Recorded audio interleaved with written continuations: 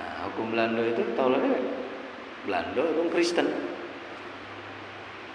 Dalam Islam, laki-laki itu yang punya hak prerogatif. Ya.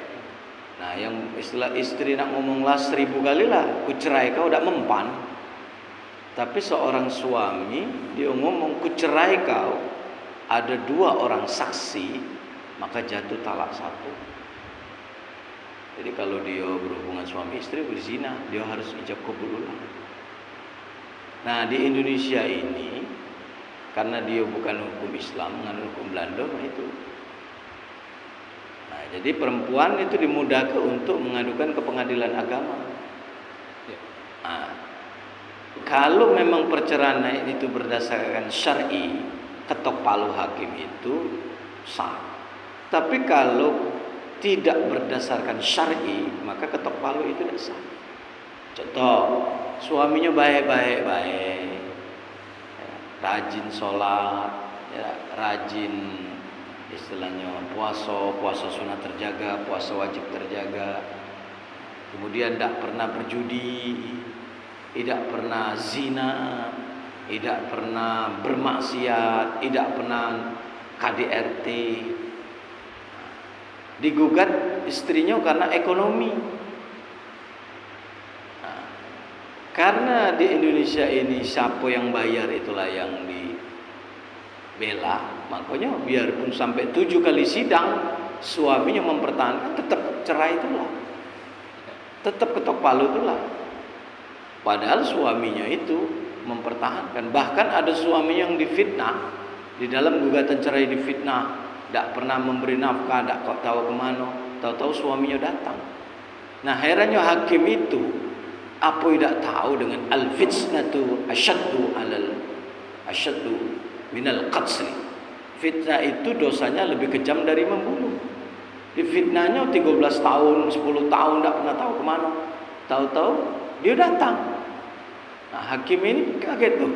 Ini kan alamat gaib, kok suaminya datang? Siapa ya? Oh, aku feeling baik, Pak. Karena aku tahu hunna libasul lakum wa antum libasul lahunna. Karena apa? Laki-laki dan perempuan itu suami istri ibarat pakaian, kalau pakaiannya itu tidak benar, terasa, Pak.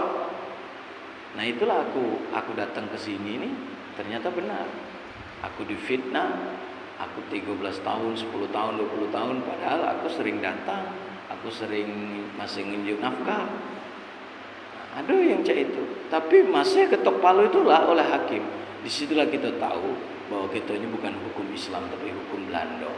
Seharusnya seorang hakim tidak berani ngetok palu, karena suaminya itu masih nginjuk nafkah dan suaminya masih sayang.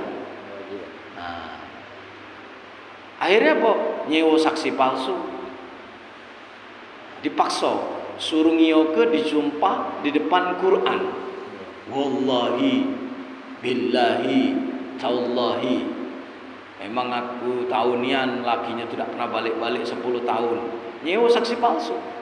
Padahal hakim itu tahu bersaksi palsu adalah dosa besar. Nah, makanya yang seperti itu cerai itu tidak sah. Nah, kalau seandainya dia yang laki-laki masih tetap dak galak nyerai ke, maka bininya begitu dia nikah dengan laki-laki lagi tetap zina. Karena perceraian itu tidak sah. Nah, jadi dia dicerai ke, yang nyerai ke itu negara, bukan agama. Nah, jadi nyerai ke agama. Jadi secara negara dia ketok palu dapat akta cerai uji negara. Uji agama atau Allah, rukun dan syarat cerai itu jelas. Nah, kecuali kalau lakinya KDRT, lakinya tidak lanjut nafkah, lakinya memang tidak tahu kemana, ketok palu hakim itu sah. Dia kan dia tidak tahu kemana, Pak.